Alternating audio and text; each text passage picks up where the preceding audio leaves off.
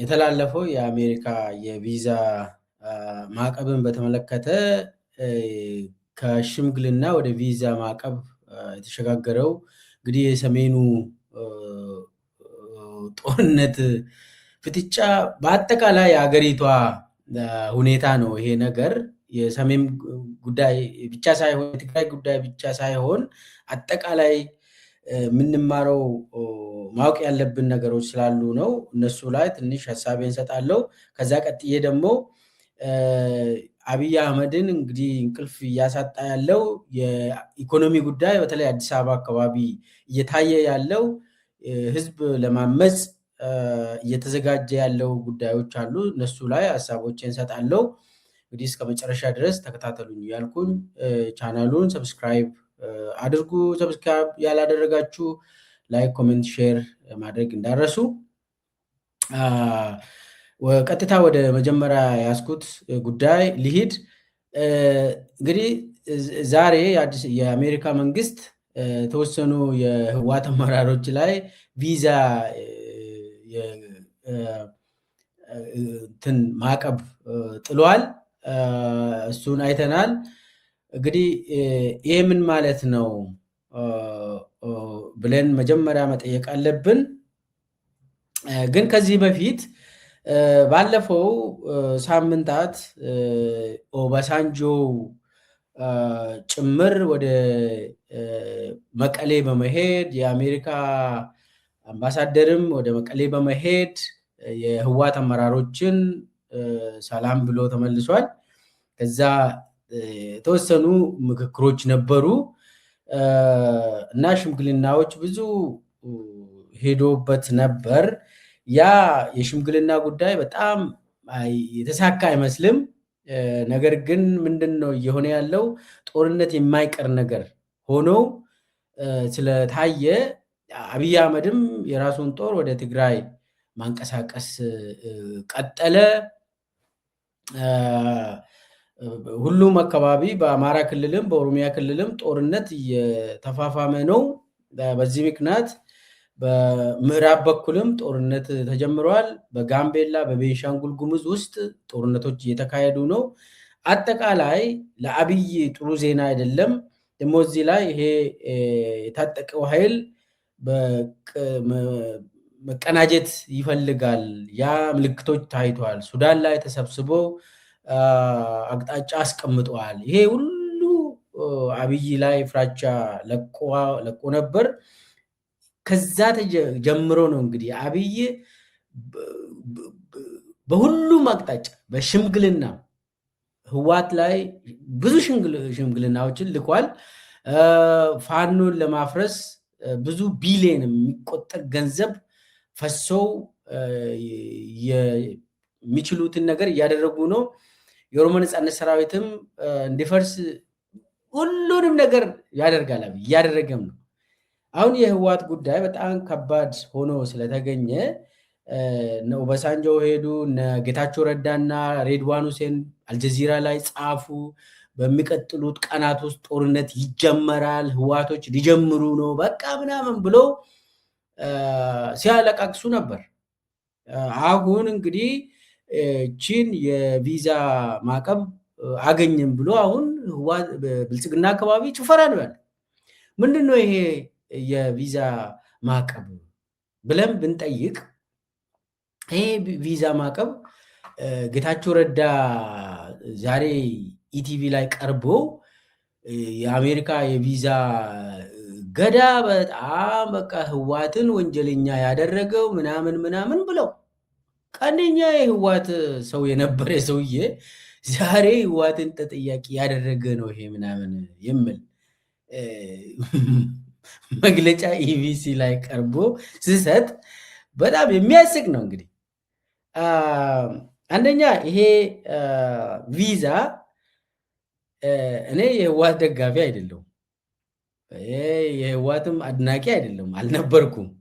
ግን የነኚህ የብልጽግናዎቹ ስለሚያስቅ ጉዳዩን ትንሽ ፈታቶ ማየት ያስፈልጋል ብዬ ነው። ጌታቸው ረዳ ዛሬ ይኸውላችሁ ኢትዮጵያ ላይ እንግዲህ አብይ ላይ የተጣለው እንግዲህ አብይ የኢትዮጵያ መሪ ስለሆነ ኢትዮጵያ ላይ የተጣለው ማዕቀብ እኮ መዓት ነው። እሱን ዘርዝረው አይናገሩም።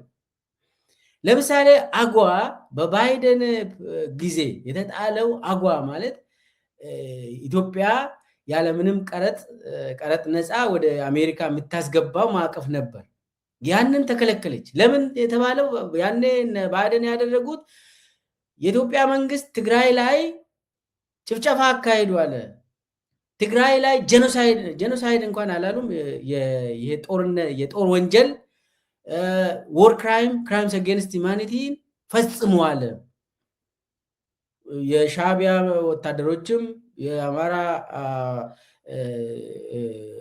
ታጣቂዎችም የአብይ ሰራዊትን በአጠቃላይ አብይ የሚመራው ወንጀል ሰርተዋል ብለው የባይደን አስተዳደር የአብይ መከላከያ አመራሮች ላይ ቪዛ እገዳ ሁሉ ተጥሎባቸው አልተነሳም። እነ ዳንኤል ክብረት አሁን ስንት ጊዜ ወደ አሜሪካ ለመምጣት በጣም ሞክሮ ነበር። ለምን የቪዛ እገዳ አለ። ዛሬ ዳንኤል ወደ አሜሪካ ይመጣል አይመጣም፣ ያ ቪዛ እገዳ ተነስቶለታል አልተነሳም አላቅም። ብቻ ግን ያኔ የጭፍጨፋውን አመራርነት የሰጡት ሚዲያ ላይ ጭምር ቀርቦ ዳንኤል እገዳ ውስጥ ገብቶ ነበር። ያ አልተነሳም። ብርሃኑ ጁላ አሜሪካ አይመጡም፣ ገና አልተነሳላቸው። የአጓ ስምምነት ውስጥ ኢትዮጵያ በባይደን ጊዜ የተላለፈው እገዳዎች ፕሬዚዳንት ትራምፕ መጥቶ ያንኑ እንዲቀጥል አደረገ። ያ አይነገርም። በጣም ከባድ እንዳውም ኢትዮጵያን እንደ ሀገር የሚጎዳ ነገር አጓ። አብይ እኮ ኢትዮጵያ ተጎዳች አልተጎዳች ጉዳዩ አይደለም። ግን ብቻ ምን ለማለት ነው፣ ከባድ የሆኑ አብይ ላይ የተጣሉ ኢትዮጵያ ላይ የተጣሉ እገዳዎች ብዙ ናቸው። ዛሬ ጌታቸው ብድግ ብለው የቺ ቪዛ ከተወሰኑ ህወሓት አመራር ላይ የተጣለችውን ቪዛ ፒክ አድርጎ በቃ አሸነፍን፣ ህወሓት በቃ ወንጀለኛ ሆነች ምናምን ብሎ ይጨፍራል። ኢቲቪ ላይ ቀርቦ እንግዲህ ይጨፍር ብቻ። ከዚህኛ ምንድን ነው የምንረዳ ነው? ከዚህ የምንረዳው ይሄ የዛሬው ማዕቀቡ ላይ አንደኛ ሲሪየስሊ ካየ ነው የዛሬ ማዕቀቡ ላይ ብዙ ነገር ወጥቷል። አንዷን ፒክ ላድርግ። ከተወሰኑ የህወሓት አመራሮችና ቤተሰቦቻቸው ወደ አሜሪካ ቪዛ አግኝቶ እንዳይመጡ ተከልክለዋል ይላል። የተወሰኑ እነሱም የተወሰኑ የተባሉት ሃርድ ላይነርስ ይላል። እንግዲህ የህወሓት ውስጥ ሃርድ ላይነርስ የሆኑ ናቸው። እንግዲህ እዚህ ላይ ትንሽ ሞዴሬት የሆኑ አሉ፣ ሃርድ ላይነሮች አሉ። ስለዚህ አሁን ይሄ ማዕቀቡ ህወሓት ውስጥ ሶፍት ሞዴሬት የሆኑ ይሄ ህወሓቶችን አይመለከትም እና ሃርድ ላይነሮቹ በጣም ከበድ የሚሉ ሰዎች ላይ ትንሽ እነሱ ላይ ቪዛ ማዕቀብ ተጥሏል ይላል። እዚህ ላይ ትንሽ ጠለቅ ብለን ብንየው ጥሩ ነው። ምንድን ነው ይሄ ሃርድ ላይነር እና ሞዴሬት የሚባለው ከየት መጣ የምለውን በደንብ ማየት አለብን። ህወሓት በእኔ ግምት እቺ ቃላት የነጌታቸውና የነ አብይ አቤቶታ ነች። ምንድን ነው እነጌታቸው ስምረትን ሲያቋቁሙ እኛ የምንከተለው ሊበራል ዲሞክራሲን ነው ምናምን ብለው አውጇል። የስምረት ዋና አይዲዮሎጂ የምትባለው ስምረት የምትባለው የብልጽግና የአብይ የብልጽግና ቅርንጫፍ የሆነችው እነጌታቸው ረዳ ያቋቋሙት ስምረት አጋር ድርጅት ነች። እሷ እንደ ድሮ ይሄ ቤንሻንጉል ጉሙዝ፣ አፋር ምናምን የሚያስተዳድሩ ድሮ አጋር ነበሩ። እንደዛ መልክ ያላት አጋር ድርጅት ስምረት አይዲዮሎጂዋን ሊበራል ምናምን ዲሞክራሲ ምናምን ብላ ጽፋለች። እና ምን ማለት ነው? እቺ ህወሓት ደግሞ አብዮታዊ ዲሞክራሲ ነው የሚከተለው። ይህ አብዮታዊ ዲሞክራሲ ደግሞ ሶሻሊዝም ነው በተፈጥሮ ወይ ደግሞ በቃ ወደ ማርክሲስት እንትን ስለሚጎተት እና ህወሓት በአይዲዮሎጂ አሁንም ሶሻሊስት ነች እና ሃርድላይነር የተባለችውን ትንሽ ፈታት ውስጥ ገብተም ለማየት ነው። እና ሃርድላይነር እዚህ ላይ የተባለችው እኔ እንደሚገባኝ የህወሓት አይዲዮሎጂ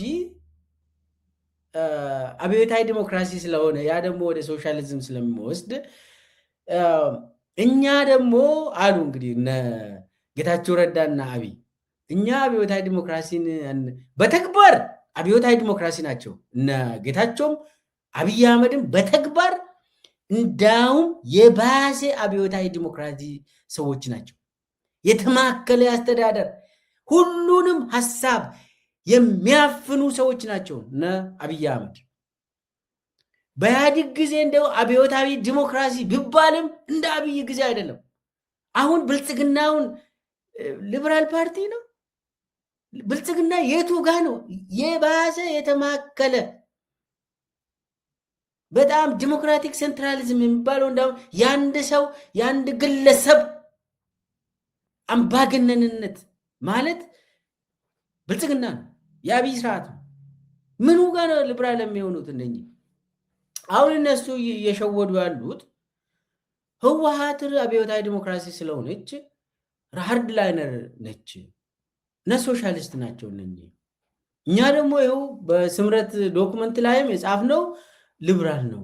ብልጽግናም ይኸው ኢኮኖሚያችን ሊበራል እያደረግን ነው እና ፖለቲካውን ደግሞ በሂደት ዲሞክራሲ እናደርጋለን ይላል። ይሸውዳል። እና ያው የአሁኑ የአሜሪካ መንግስት ደግሞ ሶሻሊዝም የሚባለውን ነገር አይወድም። በተለይ የትራምፕ መንግስት ሶሻሊዝምን አይወድም። ስለዚህ በዚህ እንትን አቤቶታቸውን ወደዚህ ያቀረቡት በዚህ መልክ ነው እና የህወሓት አይዲዮሎጂ ጉዳይ ትኩረት ተሰጥቶ አቤቶታዋ በዚህ መልክ ስለመጣች በመግለጫውም እችን ሃርድላይነር የምትለውን አገኙና ጌታቸው ረዳ አሁን በጣም በደስታ በፍንጥዝያ ኢቲቪ ላይ ወጥተው ይደንሳሉ እየጠጡ። ዞሮ ዞሮች የአይዲዮሎጂ መስመር ነች ለማለት ነው። ሌላው ምንድን ነው? አሁን የህወሓት አመራሮች አሁን ደብረ ጽዮን ይሁን ሁሉንም ሞንጀሪኖም ትሁን የተቀሩ አመራሮች የህወሓት አመራሮች አዲስ አበባ መሄድ አይችሉም። አዲስ አበባ መሄድ አይችሉም። የትም ቦታ መሄድ አይችሉም። ምናልባት ወደ ኤርትራ መሄድ ሊችሉ ይችላሉ። በላይኛ በሰሜኑ በኩል ድንበሩን ስለሚጠብቁ ህወሓቶች ኤርትራ መሄድ ይችላሉ። ከዛ ውጭ የህወሓት አሁን ምግቤ ነው አይደል አብይ የሚፈራው ምግቤ ይላሉ እነ ብርሃኑ ጁላ። አሁን እነ ምግቤ እነ ደብረ ጽዮን ሞንጆሪኖ የት ነው የሚሄዱት? በዚህ የቪዛ ማዕቀብ ካየ ነው ምናልባት እነኚህ ናቸው እንግዲህ ሃርድ ላይነሮቹ እንበል የተባለው። እነኚህ አዲስ አበባ መሄድ አይችሉም። የሚሄዱ ከሆነ ደግሞ ኤርትራ ነው የሚሄዱት። ቤተሰቦቻቸው ደግሞ ምናልባት ከዚህም በፊት የወጡ ናቸው። አሜሪካ ካሉ ደግሞ ይህን ዜጋ ናቸው። እንቅስቃሴ የሚባል ነገር የላቸውም። ወደ አሜሪካ መጥቶ ጥገኝነትን ለመጠየቅ እንኳን የሚፈልጉ ከሆነ ጦርነትን አይፈልጉም። ትግራይ ላይ ሆነው እንታገላለን አይሉ። አሁን አሜሪካ መምጣት የሚፈልጉት እነ ጌታቸው ረዳ ናቸው። ቪዛ ክልከላ እነሱን አይመለከትም። እነሱ ነገሮቹ ከባሱ ወደ አሜሪካ መምጣት ይችላሉ እነ ጌታቸው ረዳ። ስለዚህ አሁን ይሄ ቪዛ እገዳ ራሱ አብይ ስለለመናቸው ነው እንጂ ምንም እዚህ ግባ የሚባል ተጽዕኖ ነው ያለው። በተለይ ህወሓት አመራሮች የተባለው ሃርድ ላይነር የተባለው ላይ እነሱ እንቅስቃሴ የላቸው። ቤተሰቦቻቸው ደግሞ መቀሌ ከሌሉ ወይ ውጭ ሀገር ናቸው። ብዙም አላቃቸው። ውጭ ሀገር ከምኖሩ ከሆነ ደግሞ ኦልሬዲ በህጋዊ ማዕቀፍ ኦልሬዲ ያሉበት ሀገር ይኖራሉ። ከዚህ በኋላ የሚንቀሳቀስ እኔ አይታየኝም። ስለዚህ ይሄ ቪዛ ማዕቀብ የተባለው ሃርድ ላይነሮቹ ላይ ያነጣጠረ ምናምን ጌታቸው ረዳ እንደምለው ሳይሆን ተጽዕኖ ብዙ እንትን አይደለም። አሁን እነሱ የፈለጉት እነ ብልጽግናዎች የፈለጉት ሲምቦሉ ነው። በቃ ሲምቦሊክ በቃ ለእኛ ተነገረ፣ በቃ የእኛ ነው እንትን እኛን ደገፈች አሜሪካ ምናምን ነገር ነው። አይመስለኝም፣ እነዚ አይመስለኝም። ብቻ ግን እቺ ራሷ እቺ የቪዛ ማዕቀብ ራሷ ምንድን ነው ትራንዛክሽኑ የተካሄደችው ብለን መጠየቅ አለብን። ምን ስለሰጣችሁ ነው እችን ያገኛችሁት? ኢትዮጵያ ሕዝብ አብይም መጠየቅ ያለበት አብይ ምን ሰጥተው ነው እችን የቪዛ ማዕቀብ በተለይ ተወሰኑ የህወሓት አመራሮች ላይ ቪዛ ማዕቀብ ቃል ፈልጋለሁ ብሎ አብይ በስንት መከራችን ያገኘው ምን ሰጥተው ነው? አሁን ዓለም ትራንዛክሽን አለች። እዚህ ላይ እንደው ዝም ተብሎ ከአሜሪካችን አገኘው ብሎ የሚጨፈርበት ዘመን አይደለም አሁን። ስለዚህ ምንድን ነው የተሰጠው? የኢትዮጵያ ጥቅም ምንድን ነው የተሰጠው? አስተላልፎ የሆነ ሰጥቷል። እንደምታስታውሱት ከአንድ ወር በፊት እነ ጌዲዮን ጢሞቴዎስ የውጭ ጉዳይ ሚኒስቴር እነ ሬድዋን ሁሴን ጭምር የብሔራዊ ደህንነት ሰውዬ እነ ወርቁ ጋቸና ሳይቀር ሙሉ በቲም ዋሽንግተን ዲሲ መጥተው ፊርማ ነበር። የተለያዩ የህዳሴ ግድብ ጭምር የተካተተበት ፊርማ አኑረዋል። እነኚህ ሰዎች ምንድን ነው የተፈራረሙት? ያ ለኢትዮጵያ ሕዝብ አልተገለጸም። ምንድን ነው ያ ነገር?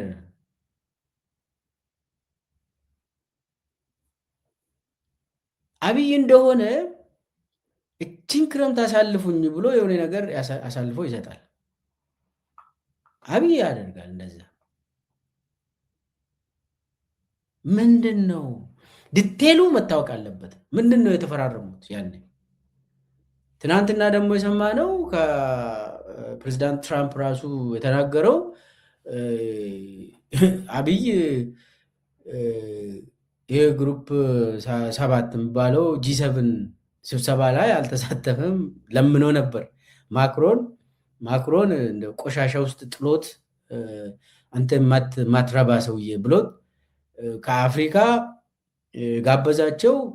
የኬንያ ፕሬዚዳንት ዊሊያም ሩቶ እና የግብፅ ፕሬዚዳንት አብዱልፈታህ አልሲሲ ሁለቱ ናቸው ፈረንሳይ ተገኝቶ G7 ጉባኤ ላይ የተሳተፉት። አብይ አህመድ አልተሳተፈም። እዛ ላይ በጉባኤው ላይ ፕሬዚዳንቱ የአሜሪካ ፕሬዚዳንት ግብፅ እየተጎዳች ነው ብለዋል። እንግዲህ ቃል በቃል ነው ፕሬዚዳንቱ ብለዋል። እና ህዳሴ ግድብ የሚባል ነገር ኢትዮጵያ ውስጥ ከተገነባ ወዲህ ግብጾች የተጎዳችው እንደሆነ ይገባኛል ብለዋል ፕሬዚዳንቱ። ስለዚህ አብይ አህመድ እዛ ላይ ቢሳተፍ ኑሮ እንደው ፕሬዚዳንቱን የአሜሪካ ፕሬዚዳንቱን ክቡርነቱ እንደው ትንሽ ለኢትዮጵያ ሕዝብ እንደው የሰራን ነው እንደው ፌርሊ ብንታይ ምናምን ብሎ ልማፀን ይችላል። እዛ አካባቢ ቢገኝ ያ ሰው አይደለም አብይ፣ ያ ሰው አይደለም አብይ። የምትፈልጉት ከሆነ ለግብፅ ህዳሴ ግድብን ስጡትና ቺን ወንበር ላይ 2 ወርም ትሁን ልቆይ ይላል አብይ። 2 ወር እና አብይ ምን ሰጥቶ ነው ትንችን ቃል ያገኘው? ግልጽ መሆን አለበት፣ መታየት ያለበት ጉዳይ ነው። አንዱ ይሄ ነው። ሌላኛው ጉዳይ አሁን ህወሓት ከሽምግልና እስከ ማዕቀብ ይሄ ሁሉ መጥቷል። አብይ ደግሞ ሰራዊትን እያጓጓዘ ነው።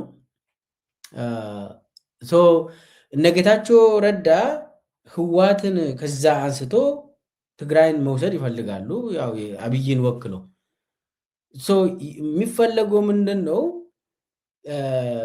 ቀዶ ጥገና ማካሄድ ነው። ቀዶ ጥገናው ምንድን ነው? ከላይ ያለውን ሪሙቭ በማድረግ በቀጥታ ሙሉ ነጋ አይነት ጌታቸው ረዳ እንደ ሙሉ ነጋ አይነት በሰራዊት በአብይ ሰራዊት የሚጠበቅ ሙሉ ነጋ ቁጥር 2 ወይ ቁጥር 3 ምናምን ተብሎ ጌታቸው ረዳ ሊመለስ ይፈልጋል። በዛ ቀዶ ጥገና ያ ቀዶ ጥገናን ይፈልጋሉ እነኚህ።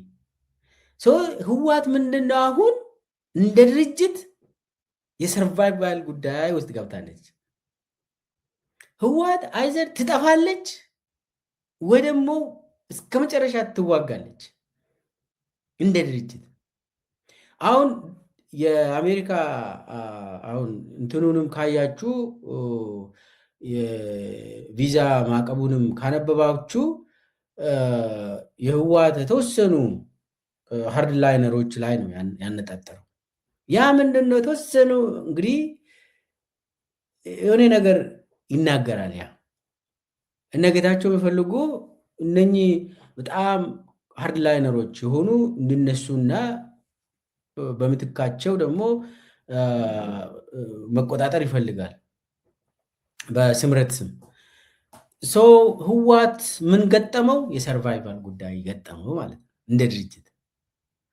አሁን የሰርቫይቫል ጉዳይ የገጠመው ህወሓት ያለው አማራጭ ወይ ይሞታል ወይ ፋይት ያደርጋል። ሌላ 2 አማራጭ ብቻ ነው ያለው። ወይ ይጠፋል ወይ ደግሞ ይዋጋል እንደ ድርጅት። በዚህ እንደዚህ አይነት አማራጭ የተሰጠው ቡድን ደግሞ አደገኛ ነው የሚሆነው። ባይዘው ይሄ የዓለም አቀፍ ቲዮሪዎችን ካነበባችሁ አንድ ሰው ነገ ትሞታለህ ከተባለ በቃ ኑና ነገ ግደሉኝ ብሎ አይተኛም። ሰርቫይቭ ለማድረግ ሁሉንም ነገር ያደርጋል። ሰርቫይቭ ለማድረግ የሰርቫይቫል ኢሹ ከገጠመው በጣም በጣም ወደ ጦርነት የመሄዱ ላይ እንትኑ እየሰፋ ይሄዳል። ስለዚህ የቪዛ ማዕቀቡ ጦርነትን ለመከልከል የወጣ ቢሆንም ለህወሓት ደግሞ መልእክቱ በጣም ከባድ ስለሚሆን እጠፋለሁ ብሎ ህወሓት ስለሚያስብ አልጠፋም ብሎ ይወስናል። አልጠፋም ብሎ ሲወስን ደግሞ ይዋጋል። ይሄ የታወቀ የቲዎሪ ጉዳይ ነው። አገሮችም እንደዚሁ ናቸው፣ ክልሎችም እንደዚሁ ናቸው። ሰው እንደ ሰውም እንደዚሁ ነው። በተለይ ሪያሊዝምን ያጠናችሁ ሰዎች ሰርቫይቫል ጉዳይ ሲሆን ሁሉንም አማራጮችን ይጠቀማል። ሰው ላለመጥፋት ሁሉንም አማራጮችን ይጠቀማል። ስለዚህ አሁን እንደዚህ አይነት በግፊት ሲመጣ ለምሳሌ አሁን ፕሪቶሪያ 0 ሲሆን አብይ አህመድ ፕሪቶሪያን አፍርሶ ህወሓትን ከፓርቲነት ሰርዘው ሙሉ በሙሉ ትግራይን ከቦ ጌታቸው ረዳ በነበረበት ጊዜ ትግራይ ስራብ ደሞዝ የለም ሲባል እህል አይገባም ሲባል ራሱ ነዳጅ አይገባም ሲባል ጌታቸው ረዳ ራሱ ሲናገር ነበር። ከዛ ታደሰ ወረደ ሲናገር ነበር። ምንም አዲስ ነገር የለም። ይሄ ሁሉ ሲያደርግ የነበረው የአብይ አህመድ መንግስት ፕሪቶሪያን ጥሶ ያነ ምንም አልተነገረም። ማንም ሰው ትንፍሽ አላለም። ስለዚህ አሁን ይሄ ነገር ሲሆን የአሜሪካ ሙሉ በሙሉ ይሄንን ቪዛ ማዕቀብ ሃርድ ላይነሮቹ ላይ ጥያለው ስትል ያ ምንድን ነው የሚያሳየው? ህዋት ተስፋ ይቆርጣል። በምልክት ነው። ይሄ ሲምቦሊክ ጀስቸሩ ላይ ነው። እንግዲህ ኢምፓክቱ ብዙም ላይሆን ይችላል፣ ግን ደግሞ ጀስቸሩ ዓለም አቀፍ ጀስቸሩ ከባድ ስለሚሆን ድርጅቱ ከኔጎሽዬሽን ምንም አልጠብቅም ማለት ይጀምራል። ኔጎሽዬሽኖችም እኔን ለማጥፋት ነው የሚሆነው ብሎ ሊወስን ይችላል። ያ ከሆነ ድርጅቱ ወደ ጦርነት ይመራል። ስለዚህ ፕሪቶሪያ ነምበር 2 ምናምን ተብሎ ቢመጣም የኔ ዕጣ ፈንታ ከባድ ነው የሚሆነው። አሁን የዛሬው ዛሬ የወጣው የቪዛ ማዕቀቡ ስለ ህዋት ሃርድ ኮሮች ብቻ ነው የወጣው። ስለ መከላከያ ሰራዊት ምንም አልተባለም። ዳግም እንኳን ቢሆን ምንም አልተባለም። ስለዚህ ህዋቶች ተስፋ ይቆርጣሉ። ያ ተስፋ ከቆረጡ ደግሞ ይዋጋሉ ማለት ነው። ሰርቫይቫል ጉዳይ ነው የሚሆነው። ትጠፋለህ ወይ ትዋጋለህ ጉዳይ ነው የሚሆነው። ያ ተቃራኒ ነው የሚሆነው ማለት ነው። የታሰበው ግጭቱ እዛው እንዲቆም ወደ ሰላም ወደ ድርድር እንዲመጣ ነው የታሰበው። ነገር ግን ያ ሳይሆን ህዋትን ተስፋ የሚያስቆርጥ ከሆነ ሰርቫይቫል ጉዳይ ከገጠመው ህዋት ያለው አማራጭ ይዋጋል ማለት ነው። ለምሳሌ ይህንን ራሱ ጌታቸው ረዳ የሆነ ጊዜ ተናግሮ ነበር። ጫካ በነበረበት ጊዜ በረሃ በነበረ ጊዜ እናዳምጠው። በእኔ እምነት ድርድርም ተደረገ፣ የአሜሪካ መንግስት አቅም ማረገ አላረገ፣ ዋናው አቅም የትግራይ ህዝብ አቅም ነው። አሁንም ቢሆን እነዚህ ሰዎች ፈልገው ሳይሆን ተገደው ከዚች አካባቢ ተነቅለው ይወጣሉ። እነዚህ ጠላቶች ከትግራይ ተጠራርገው እስኪወጡ ድረስ ጥይት መተኮስ አናቆም። ዝም ብሎ ያለ ቅድመ ሁኔታ የሚባል ነገር እኮ የለውም። እንተባበራለን ከአሜሪካ መንግስት ከአሜሪካ ሴኔት ጋር ማለት አይ ጥሪ ተደርጓልና አንድ ጉንጭህን ሲመታ ሌላውን ጉንጭ ድገም የሚል አባባል ለቤተክርስቲያን ሊሰራ ይችላል። እንደዚህ አይነት አጋጣሚ ይሰራል። ትግራይ ቀላል ነው። በዚህ ጉዳይ ላይ የትግራይ ህዝብ ራሱ የመረጠው መንግስት አለው። ያ ራሱ የመረጠው መንግስት ያንን መንግስት የሚመራ ፓርቲ በትግራይ ጣፈንታ ላይ ማንም ሰው ወስኖ ገሌ ትገባለህ አትገባም ሊል አይችልም።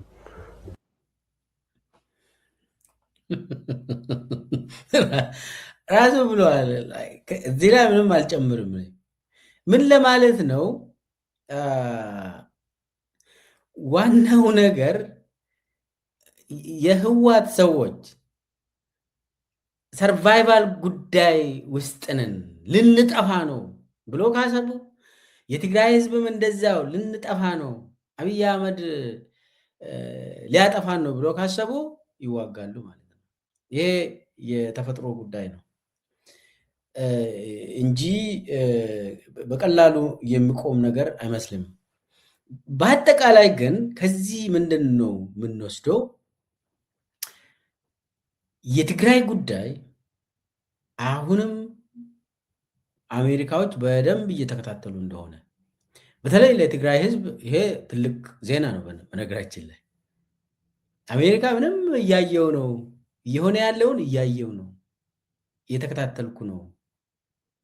ምንም በዚህ በኩል የሆነ ቃል ተናገሩልን ብሎ ብዙ በሎቢ ቢደረጉም ያው የትግራይ ጉዳይን ክትትል ይኖራል ማለት ነው። ከዚህ በኋላ ቃል ነው እና ከዛ ውጪ የጦር እቅድ ምናምን መሬት ላይ ያለው የህወሓት አመራሮች ይወስናሉ። ብቻ ግን አብይ አጠቃላይ ከዚህ የምንረዳ አብይ በጣም ፈርቷል። ያንዣበበው ለውጥ ኢትዮጵያ ላይ ያንዣበበው ለውጥ የሚቆም አይመስለኝም፣ አይቆምም። ለዛ ነው አሁን በሁሉም አቅጣጫ ጫና እንዲመጣ፣ በሁሉም አቅጣጫ ህወሓት ላይም ጫና፣ ፋኖ ላይ ጫና፣ የኦሮሞ ነጻነት ሰራዊት ላይ ጫና፣ በሁሉም በሀገር ውስጥ በዓለም አቀፍ ሁሉም በሚዲያ ሎቢ ይደረጋል። ሰው አገሮች እንዲናገሩ ይደረጋል። የአገር መሪዎች እንዲናገሩለት ለአብይ ሁሉም ቦታ። ይሄ በነገራችን ላይ በፓኬጅ ነው። አገር ውስጥ ህወሓት ላይ ፕሮፓጋንዳ እንዲሰራ ሙሉ ዳንኤል ክብረት ጭምር አሁንም የፕሮፓጋንዳው ኃላፊ አሁንም ዳንኤል ክብረት ነው። የትርክቱ ኃላፊ ስለሆነ በሶሻል ሚዲያ የፍሬሚንግ ጸረ ህወሓት ፍሬሚንግ ብሎ የሚዲያ ኃላፊዎች ኢቲቪ፣ የፋና፣ የኦሮሚያ፣ የአማራ፣ የብልጽግና ኮሚኒኬሽን ቢሮዎች እንዳሉ ህወሓት ላይ ምን አይነት ያነጣጠረ የፕሮፓጋንዳ አቅጣጫ ወስዷል። በአማራ ክልል ላይ ምን መደረግ አለበት፣ ኦሮሚያ ላይ ምንድን ነው መሰራት ያለበት፣ ትግራይ ላይ ደግሞ ያነጣጠረው ፕሮፓጋንዳ ምን ይዘት ሊኖረው ይገባል የሚለው እንትን አቅጣጫ ተሰጥቷል። በነ አብይ በነ ዳንኤል ክብረት የተዘጋጀው ዶክመንት በብልጽግና ጽሕፈት ቤቶች ተልኳል። ሁሉም ስልጠና እየወሰዱ ነው። ያ የፕሮፓጋንዳ መዋቅሩ እንደገና ሪቫይቭ አድርጓል። በተለይ ትግራይን በተመለከተ እንደገና ዳንኤል እንግዲህ አሁንም ዳንኤል ክብረት ምላሱን በተመሳሳይ እንትን ለመናገር እየተዘጋጀ ይመስለኛል። ሰው አብይ በጣም ፈርተዋል። ስለፈራ እንደ ድሮ አማራ ክልልን አያገኝም፣ የአማራ ክልል ድጋፍ አያገኝም። ስለዚህ አብይ አፋር ህዝብ ለአብይ አይላላኩም። ኤርትራ ከአብይ ጋር አይደለችም። ስለዚህ ያለው አብይ የገዛው ከተወሰኑ ከትግራይ ኃይሎች የተወሰኑ ወስዷል። የተወሰኑ ትንሽ ናቸው። ከዛ ውጭ እንትኑ ባላንስ ኦፍ ፓወሩ በጣም ተለውጧል። ለዛ ነው አብይ የውጭ ሀገር ጫና እንዲበዛ እያደረገ ነው። አሁን የዩጋንዳ ኤታማዦር ሹም የኡጋንዳ ወታደር ኤታማዦር ሹሙ የሙሴቬኒ ልጅ ማለት ነው። እሱ ትዊተር ላይ ትግራዮች አሁን ተውት፣ ከዚህ በኋላ እኔ ከወንድሜ አብይ ጋር ነኝ ብሎ ትዊት ያደርጋል። ከዛ የዩጋንዳው ፕሬዝዳንት ሙሴቬኒ ራሱ ልጁን ጠርቶ ይሄ ለምንድን ነው እንደዚህ የምታደርገው ብሎ በጣም እንትን ብሏል። ያ ልጅ የዩጋንዳ ፕሬዝዳንት ልጅ ነው፣ ግን ክሬዚ ሰው ነው። ማታ ጠጥቶ ነው ፖስት የሚያደርገው። ከዛ የኢትዮጵያ ኮሚኒቲን ሰብስቦ የዩጋንዳ መሪው ራሱ እርሱት፣ እሱ ፖስት የሚያደርገው ጠጥቶ ነው ወይ ከብርሃኑ ጁላ ጋር ይደዋወላል ምናምን፣ ያንን ወስዶ ዝም ብሎ ይጽፋል እንጂ የዩጋንዳ የኢትዮጵያን የውስጥ ጉዳይ ውስጥ አትገባም ብሎ ሽማግሌው ራሱ እንደዛ ብሎ ለኢትዮጵያ ኮሚኒቲዎች ተናግሯል። እና አቡዳቢ ላይ ያለው አንድ ሚዲያ አለ ትናንትና ያሳተመው አብይ ሊሻል ነው የሚገባል ብሎ አቡዳቢ ደግሞ የአብይ ቤት ምን ለማለት ነው? በዓለም ላይም በጣም ስለተዋረደ አብይ ዲፕሎማሲው ዚሮ ስለሆነ እዚህ ላይ ደግሞ ጦርነቱ አሁን በመቀናጀት የኦሮሚያ፣ የአማራ፣ የትግራይ አንቆ ሊይዘው ስለሆነ ከዚህ ለመውጣት ሁሉንም ነገር ይጠቀማል። ሁሉንም የሚችለውን ይጠቀማል። ያ ነው አሁን ፈርቶ ነው ፍራቻ ነው እንደዚህ የሚያደርገው አብይን እና የሚዲያ ጋጋታም ብዙ መሬት ላይ የሚለውጠው ነገር የለም። ጉዳዩን የውስጥ ጉዳይ የኢትዮጵያ መንግስት ጉዳይ የሚወስነው ኢትዮጵያውያን ናቸው። ምን አይነት መንግስት ነው የምንፈልገው ምሉት ኢትዮጵያውያን ናቸው። እዛው ኢትዮጵያ ውስጥ የሚኖሩ ኢትዮጵያውያን ናቸው የሚወስኑ። ተስማምቶ ተግባብቶ አንዱ ነው የሚያደርጉትን ያደርጋሉ። ከዛ ውጭ ብዙም ከውጭ ከዩጋንዳ የሚመጣለት ለአብይ ምንም የለም። ከአቡዳቢም ብዙ የሚመጣ አይመስለኝም ከዚህ በኋላ። አቡዳቢም ተዳክማለች እና አቡዳቢም ራሷን እንትን ያገገመች ነው ከጦርነቱ እና ይሄንን በዚሁ ልዝጋና የአዲስ አበባ አካባቢ አብይን አንቆ ያዘው የኢኮኖሚ ጉዳይ ላንሳ። እንግዲህ አብይ ወደ ኢትዮጵያ ስልጣን ማማ ከወጣ ወዲህ ብዙ ኢትዮጵያውያን ያልፍልናል ብሎ አብይን ደግፏል። አብይን አምኖ አብይ ግን የመረጠው ኮሪደር ልማትን ብቻ ነው። ኮሪደር ማሳመር እና የፎቶ ምናምን መነሳት ብቻ ነው። ከዛ ውጭ የኢትዮጵያ ጉስቁልና ጊዜ ነው የሆነው። አብይ የሚከተለው የኢኮኖሚ ፖሊሲ በተለይ ከአይኤምኤፍ ጋር ሆኖ በጦርነት ምክንያት አንድ ላይ ሆኖ ኢትዮጵያን ወደ ረሃብ ነው ያስገባ። ብልጽግናዎች ይዘርፋሉ፣ እነሱ ባለሀብት ናቸው። አዲስ አበባ ውስጥ ኢኮኖሚው የነሱ ሆኗል። የብልጽግና ደጋፊዎች እና የብልጽግና አመራሮች ኢኮኖሚው ሙሉ በሙሉ ተረክቧል። አዲስ አበባ ላይ ኮንትሮባንድ የነሱ ነው፣ ሱቅ የነሱ ነው፣ ኤቭሪቲንግ ሆቴል የነሱ ነው፣ ፎቅ የነሱ ነው። ሁሉንም ተቆጣጠሩ። የኢትዮጵያ ውስጥ ገጠር ከተማ ነዋሪ ሙሉ ሙሉ ወደ ረሃብተኛ ነው የተቀየረው እና በኢህአዴግ ጊዜ የነበረው ኢኮኖሚ እኔ እንደው እዛ ውስጥ ነበርኩኝ። በጣም የሚገርም ነው። በኢኮኖሚ ለውጥ ነበረው በኢህአዴግ ጊዜ፣ ምንም የማይካድ ሀቅ ነው። ያ አሁን ታሪክ ሆኖ ብልጽግና ዘራፊ አዲስ አበባን ከተቆጣጠረ ወዲህ የኢትዮጵያ ሕዝብ መከራውን እያየ ነው። መምህራን ተራቡ፣ ዶክተሮች ተራቡ። አሁን ከዚህም በፊት ትንሽ ገንዘብ እንኳን የያዙ ሰዎች ተራቡ። እንደው እኔ አንድ እህታችን አዲስ አበባ ላይ የተናገረችውን እሱ ጫፍ የመጨረሻ እንትን መሰለኝ፣ የመጨረሻ ደውል መሰለኝ። በቃን እያለ ነው ህዝቡ። ያ እህታችን የተናገረችውን እንስማና እኔም ሀሳብ ልስጥ ማለት ነው። በጣም ሀገሯን ከምትወድ ሀገሯን በጣም በፍቅር ከምትወድ ሴት አንዷ እኔ ነኝ።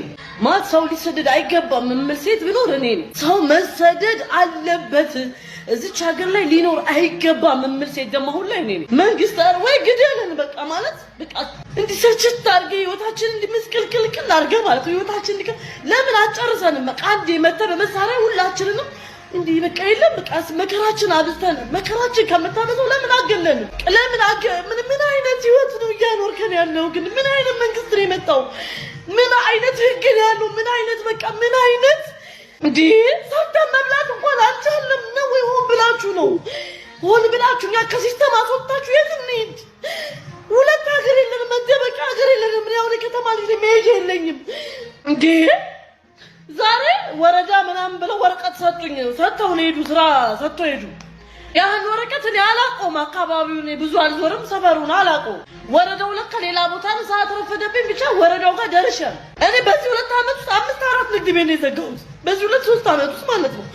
ቃቀቶይ ማለት ነው። አሁን ደግሞ እዚህ ርቼ እንግዲህ መሀል አስፋልት ላይ ነው የኔ መጠጥ ቤት ያለው፣ አስፋልት ዳር ላይ ነው። ድምፅ ብክለት ብለው ቤቱ እንዲታሸግ ወስነናል አሉ እና የኛ መጠጥ ቤት ያለው አስፋልት ዳር ላይ ነው። አስፋልት ዳር ላይ ድምፅ ብክለት መተን ቼክ አድርገን ቤቱ እንዲዘጋ ወስነናል አለች።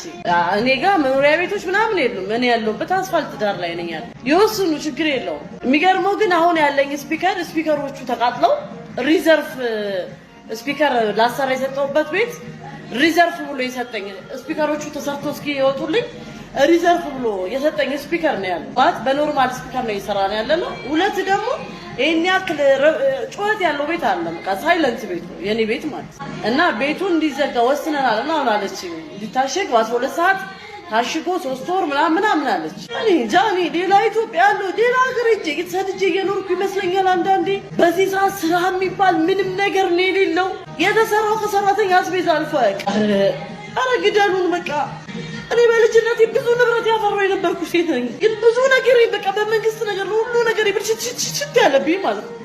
አንዴ በግብር አንዴ በምን ማለት ነው። ኧረ እባካችሁ፣ ኧረ በቃ እንደው በአንድ ቀን ብር ተብሎ የሚኬድበት ሀገር ካለ እባካችሁ ከዚህ ሀገር አውጡ። እሺ ድምፅ ተበከለ። እሺ በቃ ድምፅ ኦቨር ድምፅ መጥቷል እና አካባቢውን በጥብጧል። እሺ እኔ እኮ ላውቀው ይገባል። ተጠርቼ ይኸው እንደዚህ ሊሚት ሊኖር ይገባ ነበር። ከዚህ ሊሚት አልፈሻል እና ጄሪ ተብሎ ሊነገረኝ ይገባል። እቺ ሴትዮ አላውቃትም። እኔ በር ሲዘጋ ሙዚቃ ወደ ውጭ እንደማይወጣ እኔ በደንብ አውቃለሁ። ለክቼዋለሁ አለች። እሷ ስላለች ብቻ የሚጸድቅ ገብ እንዴ? እሷ ስላለች ብቻ የሚዘጋ ቤት አለ እንዴ? እሷ ልጅ የኔ ግብር የምትከፍለው እኔ ላምንበት ይገባል እኮ። ላለችው ነገር በቂ ምክንያት እኔ ማመን አለብኝ። እንዴት ምንም አትየለም ማውራት አንችልም። እኔም ቤቴን ነው የምላችሁ። ዛሬ መጣችሁ ወስዳችሁ ነው 1000 ዓመት ብታስሩኝ ነው የምላችሁ። እኔ በቃ አርፋለሁ ነው ግን እገላገላለሁ። እርፍ ነው የምለው በቃ ምንም አላስብም። ያሉብኝም ጭንቆች አይጠይቁኝም፣ አይፈልጉኝም። ሁሉም ነገር ሰላም ነው የምሆነው። ምን አይነት ኢትዮጵያ ነች እቺ? እኔም የትኛዋ ነች እቺኛዋ ኢትዮጵያ? የትኛዋ ነች? እኔ አለቅ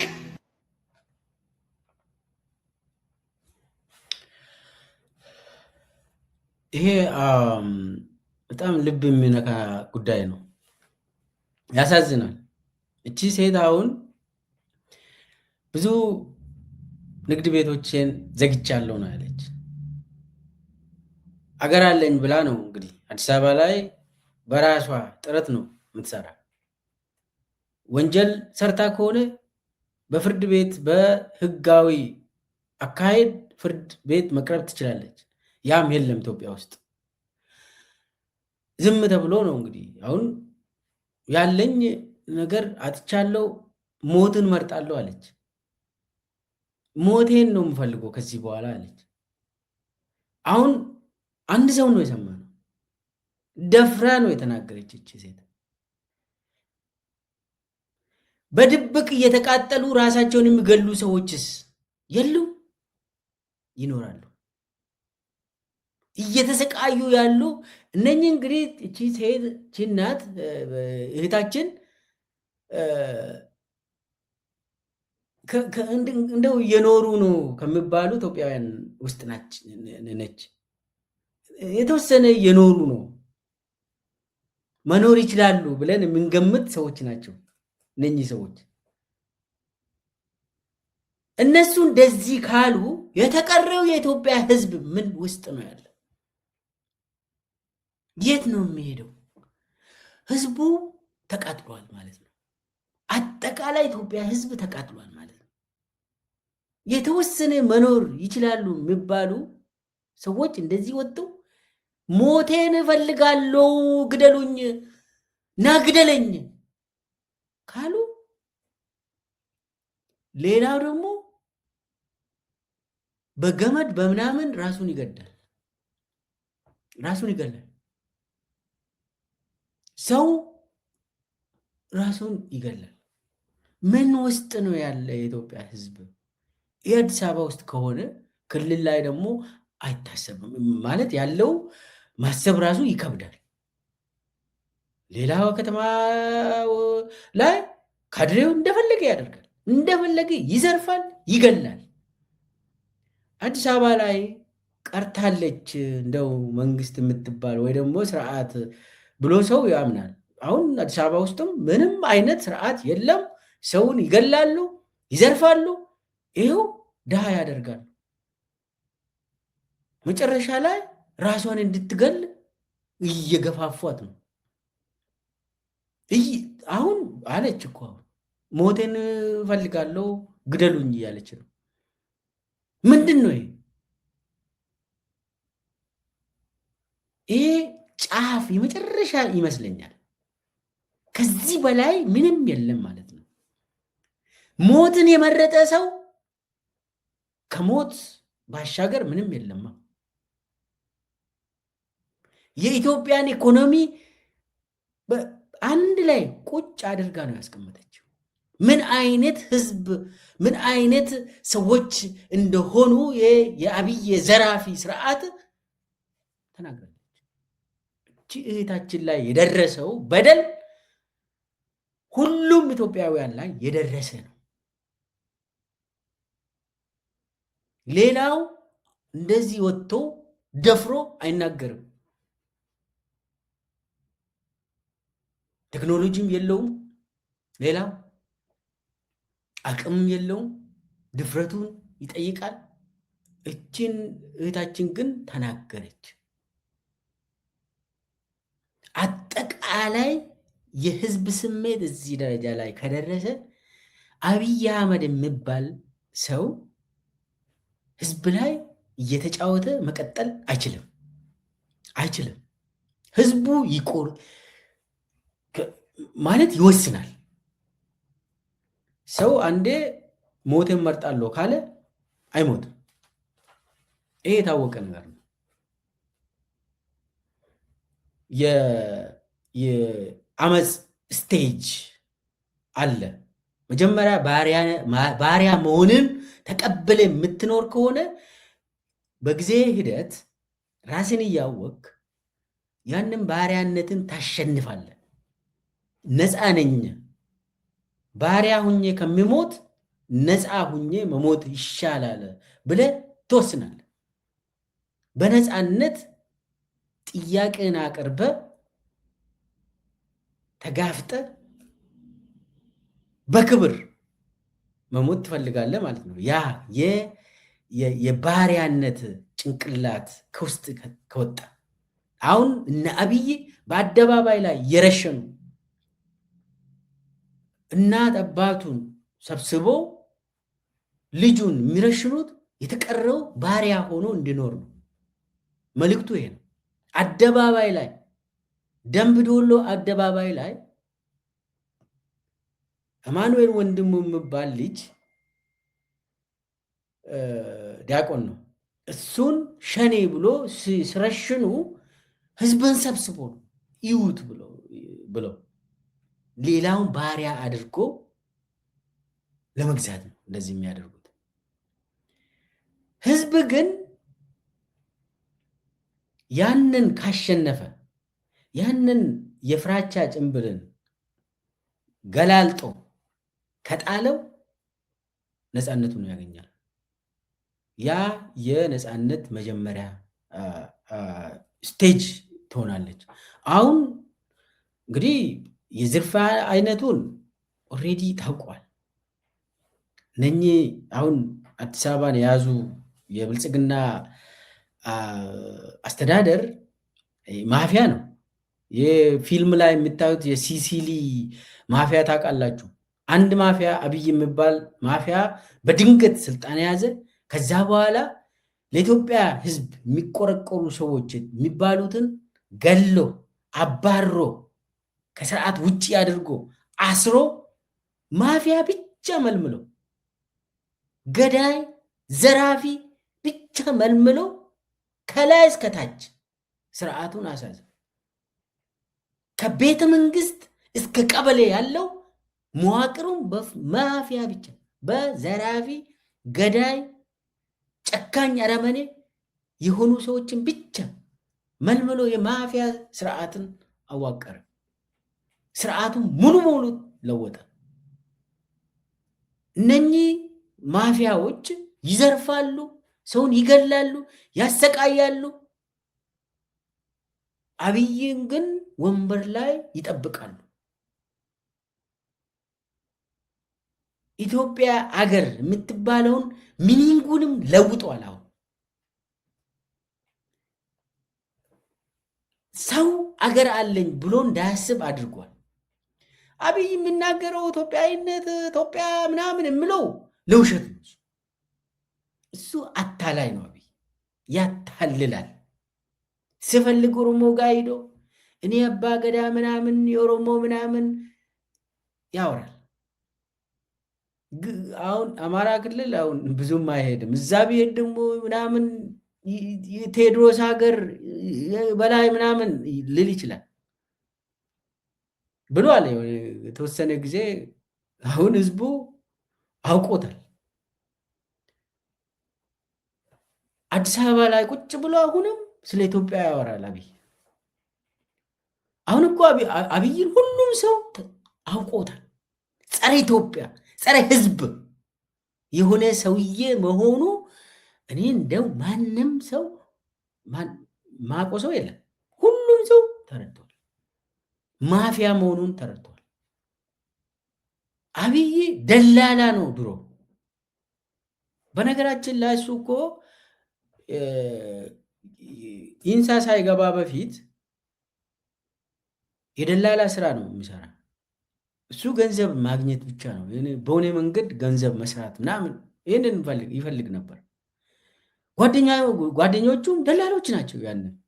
አሁንም ደላላዎች ናቸው። አሁን ስርዓቱን የያዙት ከሱ ጋር። አሁን የእሱ አንድ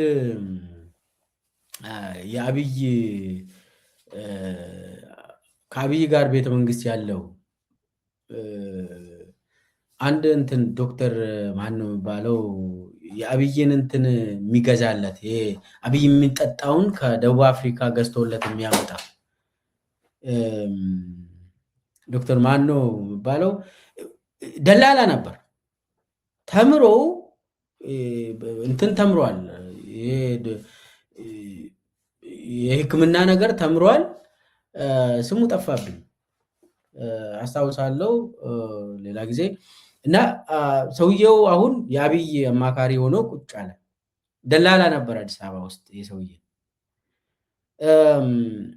እንዳሉ ከአብይ ጋር የሚሰሩ ዛሬ ፓስተር ሆኖ የሚቀርቡ ሁሉም ደላሎች ናቸው። የአብይ አማካሪ ተብሎ እዛ ቤተ መንግስት አካባቢ የሚመደቡት እና ይዘርፋሉ፣ ኢኮኖሚውን ይቆጣጠራሉ።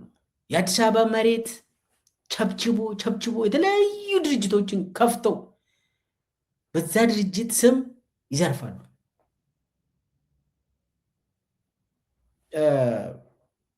እና ከፈለጉ አንድ ህንፃ ከአማራቸው ይወስዳሉ መጥተው።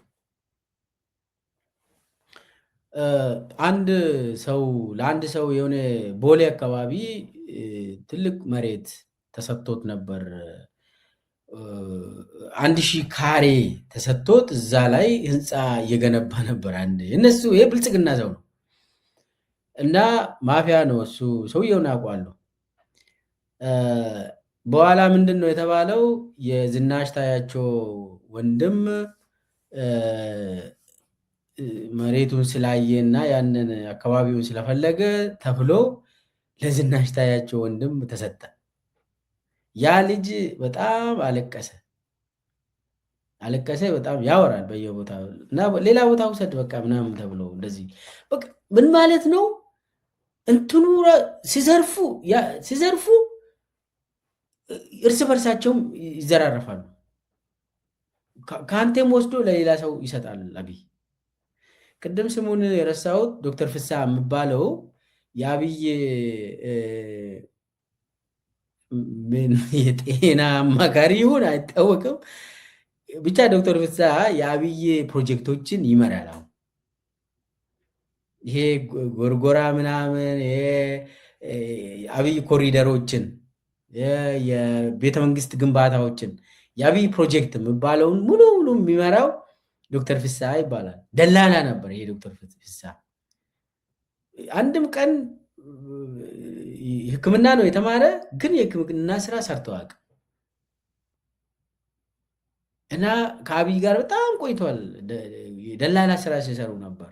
አሁን የአብይ ፕሮጀክት ሙሉ በሙሉ ይሄ የቤተ መንግስት ግንባታ ተብሎ አብይ ፓርላማ ላይ ቀርቦ እስከ 500 ቢሊየን ምናምን እኔ ከውጭ ነው ያመጣሁት ምን አገባችሁ ምናምን ብሎ የሚያወራው እሱ ሁሉ የሚመራው ይሄ ዶክተር ፍስሐ የሚባለው ነው።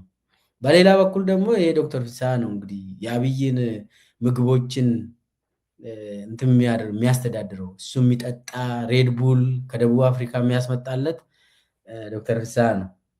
አብይ ሁልጊዜ ከእሱ ጋር የሚሄዱ የእሱ ጠባቂዎች ሬድቡል ይዞለት ይሄዳሉ። አብይ ብዙ ነገር ይጠጣል።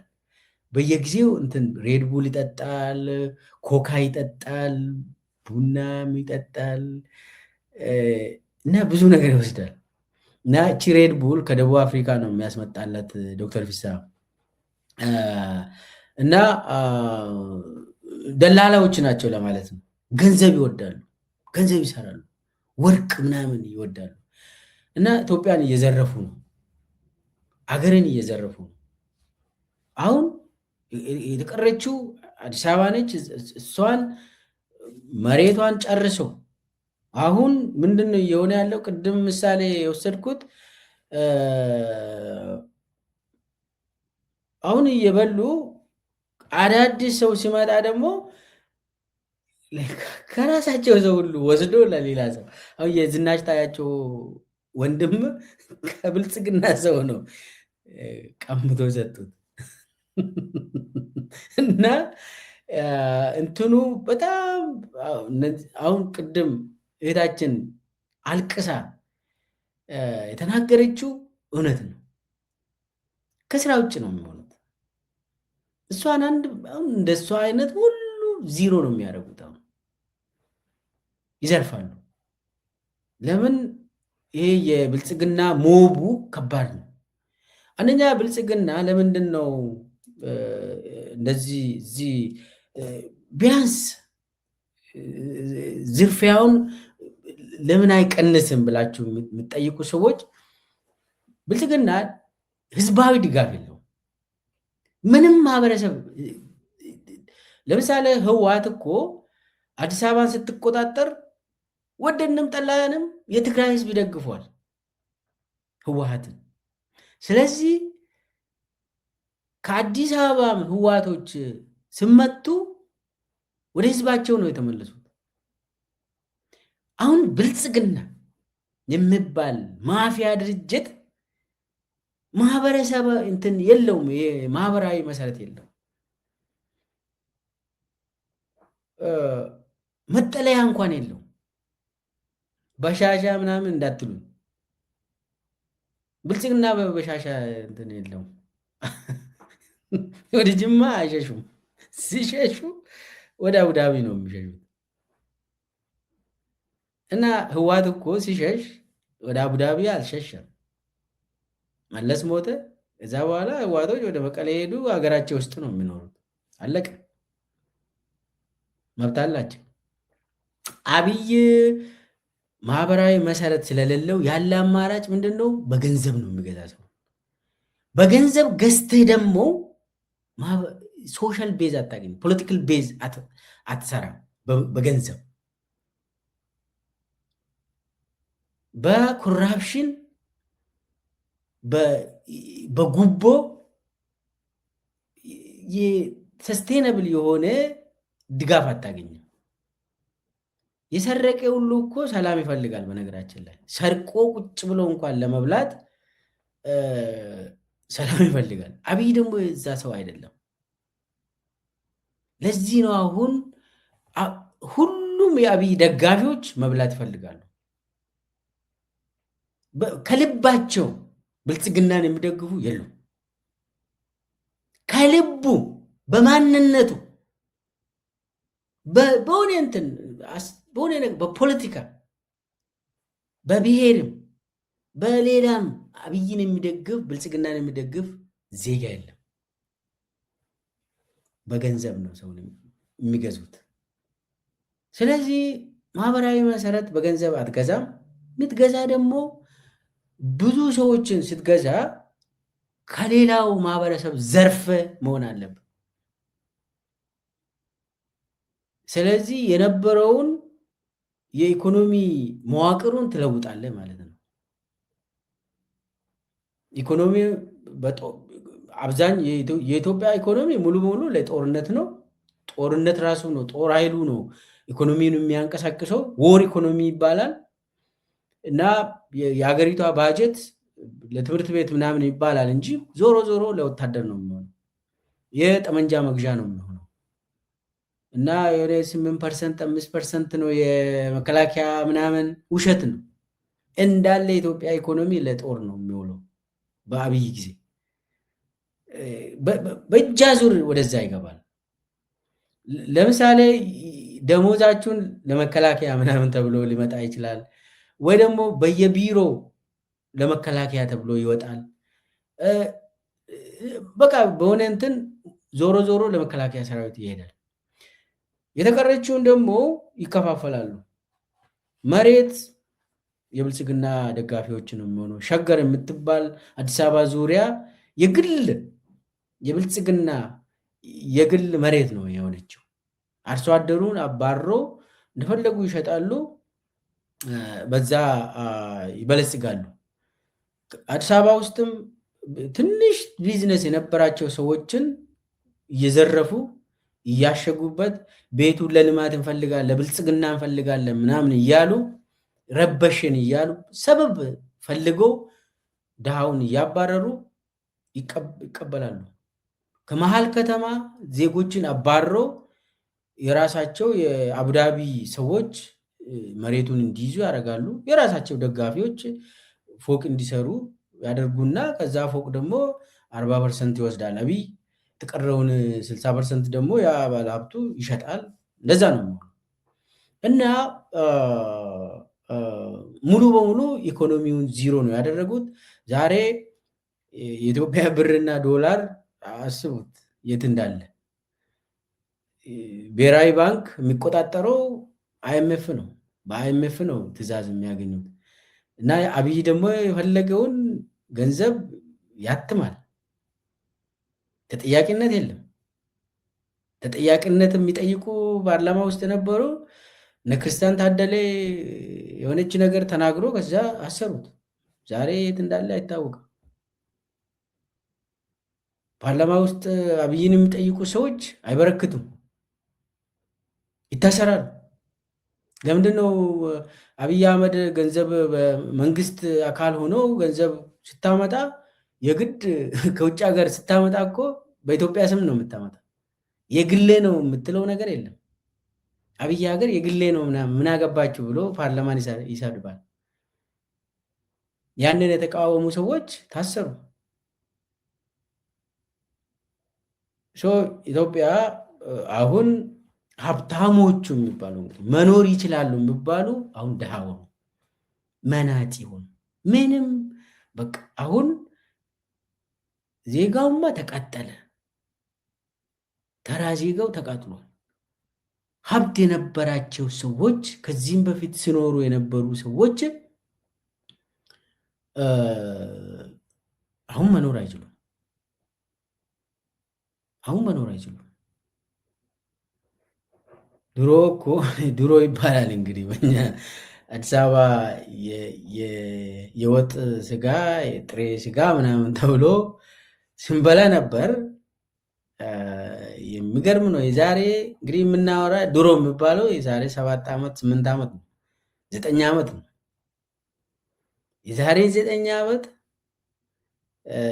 አስቡ። አዲስ አበባ ውስጥ ለወጥ የሚቆረጥ ስጋ ስንት እንደነበር ለጥሬ አሁን 3000 ሆነች። እንደዚህ ማትሞላ አንድ ጓደኛ ይነግረኛል። ለወጥ 3000 ነው 1 ኪሎ፣ እንደው ትንሽ አንድ ጉርሻ ማትሆን ምናምን ይለኛል። እና ይህ እንግዲህ ይኖራሉ ተብሎ የሚገመቱ ሰዎች ሲናገሩ ነው። ሌላው ኢትዮጵያውያን እሳት በእሳት እየተነደዱ ነው። ይሄ ታፍኖ የማይቀር ነገር ነው። አይቀርም፣ እንደዚህ ይፈነዳል። አብይን ይዞ ይጠፋል። ይሄ ህዝቡ እንደዚህ ታፍኖ ማን ነው? ይሄ ፕሮፌሰር መረራ ነው። የሚበላውን ያጣ ህዝብ መሪውን ይበላል አለ። መሪውን ይበላል አለ ማለት መሪውን ያባራል ማለት ነው ትርጉሙ።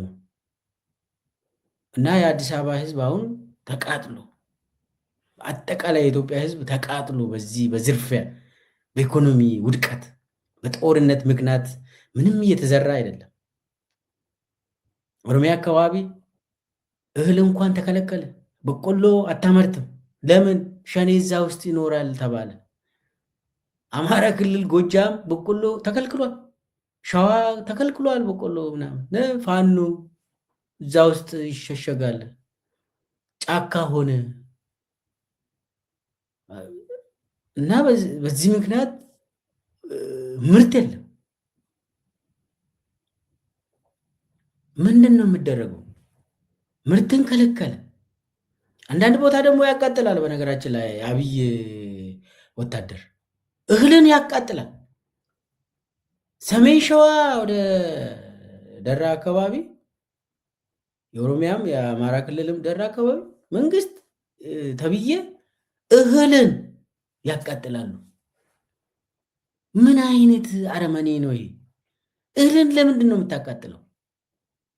እንደው ዘርፈ እንኳን ከወሰድ ያ እህል እኮ በሆነ እንትን ይበላል፣ ቢበላ ይሻላል። በእሳት እንደዚህ ተቃጥሎ አፈር ከሚሆን የሆነ ቦታ የሰው ልጅ ይበላል። ብልጽግናም ቢሆን ሰው ነው ይብላ። የአብይ እንትን ይሄ ጸረ ሽምቅ ተዋጊ የሚባለው ደግሞ እህል ማቃጠል ላይ ስፔሻላይዝ ያደረገ ይመስለኛል። የገበሬን ማሳ ያቃጥላል።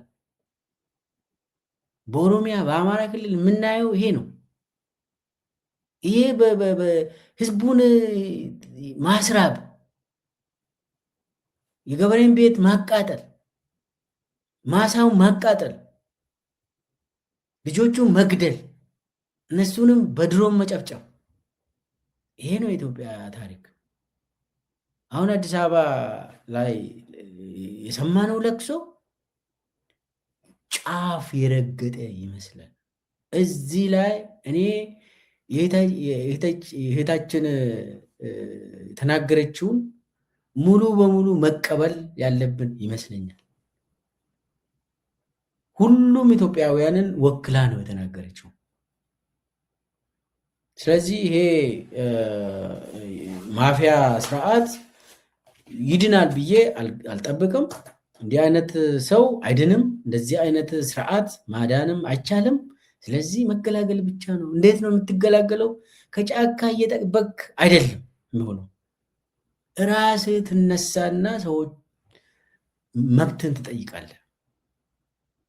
ሰላማዊ ትግልም ይቻላል። አዲስ አበባ ውስጥ አብይ እንዳውም የሚፈራው ሰላማዊ እምቢተኝነት ነው። በነገራችን ላይ ሰላማዊ እምቢተኝነትን በጣም ይፈራል አብይ። ለምን? እምቢተኝነት፣ የሰላማዊ እምቢተኝነት በቀላል ስርዓቱን ያዳክማል፣ ያፈርሳል። ይህንን ደግሞ አብይ አውቋል፣ ያውቃል። ኢህአዴግ ላይ የሆነውን ያስታውሳል። እሱም ስልጣን የያዘው እኮ በዚህ መንገድ ነው። ያንን ጠልፎ ነው የወሰደው። ህዝባዊ ትግልን ጠልፎ ወስዶ ነው ኢትዮጵያ ወደ ሲኦል የቀየረው። ኢትዮጵያ ህዝብ የጠየቀው ሌላ፣ አብይ ያመጣልን ሌላ። እኛ የጠየቅነው ፍትህን ነው፣ ዲሞክራሲን ነው፣ ዳቦን ነው። ዛሬ ሁሉንም ነገር ለውጦ ሲኦል ነው ያደረገው። ሀብት የነበረው ዛሬ ድሃ ነው።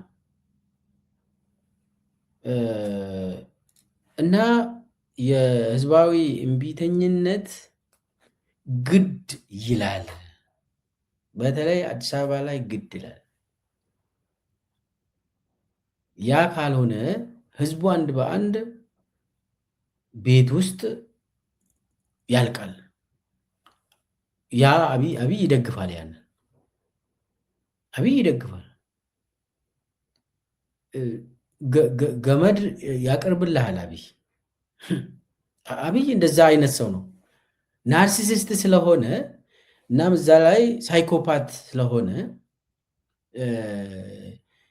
ለሰው ልጅ ርኅራሄ የሌለ ሰው ስለሆነ ሰው ሲሰቃይ አንዳንድም ይደሰታል። አብይ እኔ በጣም የዘገነነኝ ሰው ሆነ ሰው ሲሰቃይ እንዴት እንደው ትችላለህ? አብይ ግን ይደሰታል። ጠላቴ ብሎ ህዝብን ፈርጇል። ያ ጠላት ሲሰቃይ ይደሰታል። ጠላት ብሎ እንደዚህ አይነት ስነ ልቦና ያለው ሰው፣ እንደዚህ አይነት ሳይኮሎጂ ያለው ሰው ከባድ ነው፣ ዴንጀረስ ነው። ሰው የኢትዮጵያ ህዝብ በፍጥነት ይህንን ሰውዬ ሪሙቭ ካላደረገ ስቃዩ እየባሰ ይሄዳል። ሰውዬ ደግሞ እየተደሰተ ይሄዳል። የኢትዮጵያ ህዝብ ስቃይ እየባሰ ሲመጣ ሲሄድ አብይ ይደሰታል። አንዳንድ ጊዜ ለሚዲያ ብሎ አሁን እሱ በቃ እንደው በቃ ተራ ዜጋ ነኝ ምናምን ብሎ እሱ ለመሸወድ ለማታለል የሚያደርገው የሚናገረው ቃላት እሱን አትዩ። ፕራክቲክሊ መሬት ላይ በተጨባጭ ይዩትና የአብይ ማንነት ገምግሙ። አሁን እህታችን ያለችው ምንም ውሸት አይደለም፣ በአደባባይ ነው የተናገረችው። ያንን አይቴ ነው ምን አይነት ስርዓት ነው ያለ የምትለው፣ ፕሮፓጋንዳ አይደለም። ራሷ ላይ የደረሰውን ነገር ነው አንድ በአንድ ተናግራ ሞቴን እመርጣለሁ ያለችው። ስለዚህ እህታችን መሞት የለባትም። አትሞችም። ይህ ስርዓት ይነሳል። ያፈራሽውን ሀብት ታገኛለሽ። በላብሽ ያገኘሽውን ነገር የትም አይሄድም፣ ታገኛለሽ፣ ይመለስልሻል። የጊዜ ጉዳይ ነው። ይሄ ለሁሉም ኢትዮጵያውያን የሚሆን ነው። ሁሉም ኢትዮጵያውያን የጊዜ ጉዳይ ነው። አብይ የሚቆይ አይደለም፣ ግን እስከዛ ድረስ ያበላሻል፣ ብዙ ነገር ያበላሻል። አሁን መንቃት አለብን። በየቦታ መነጋገር ያለብን በተለይ ዋና ከተማ ላይ ሲሪየስሊ መነጋገር ያስፈልጋል። ይሄ ሲሪየስ የሆነ ንግግር ያስፈልጋል። እነዚህ አይነት ስርዓት አንድ ወር አይደለም አንድ ቀን መቆየት የለበትም።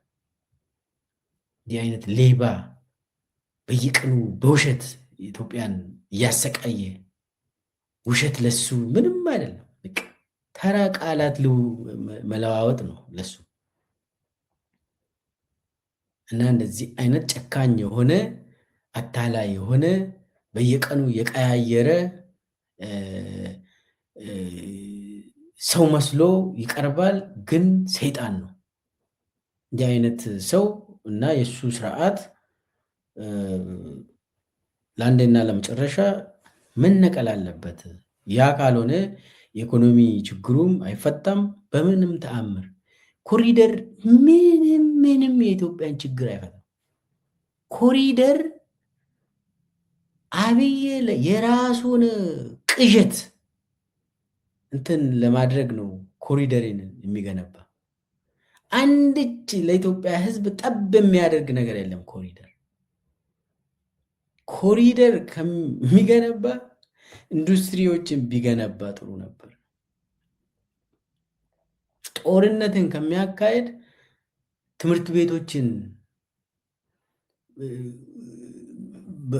እየጨመረ ቢገነባ ጥሩ ነበር።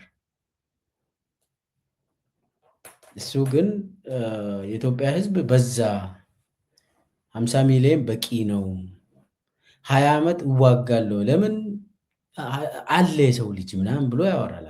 20 ዓመት እዋጋለሁ ከፈለግኩ በአንድ ሌሊት ምናምን 2 ሚሊዮን ምናምን ወታደር ማንቀሳቀስ ይችላለሁ ይላል። ለምን የኢትዮጵያ ሕዝብ በዛ 50 ሚሊዮን መብለጥ የለበትም ብሎ ስለሚያምን እንደዚህ አይነት ሰው ነው እንግዲህ ኢትዮጵያ የገጠማት። ስለዚህ እኔ የኢኮኖሚ ጉዳይ አብይን አንቆ ይዟል። በስተመጨረሻም ይሄ ኢኮኖሚ ወሳኝ ጉዳይ ነው። እንትኑን ይለውጣል።